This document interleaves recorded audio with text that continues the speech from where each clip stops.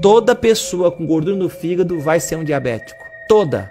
Fígado gorduroso é sinal de pâncreas gorduroso. Eu tenho um tratamento aqui, fenômeno, para redução de gordura no fígado. Que só existe tratamento natural para gordura no fígado. Não existe tratamento químico para gordura no fígado. Você tem que fazer o uso do vinagre de maçã com água e mel. Você pega meio litro de vinagre de maçã, coloca aí 2, 3 colheres de mel em uma jarra, mistura bem 1,5 litro de água, coloca em uma garrafa PET, deixa 5 dias curtindo na geladeira, vai tomar 50 ml de manhã, 50 ml à tarde, 50 ml à noite. Eu tenho um monte de depoimento relacionando fim de gordura no fígado com o vinagre de maçã por causa do ácido clorogênico, que consegue quebrar as moléculas de gordura do nosso corpo, não só do fígado, mas do nosso corpo de uma forma em geral.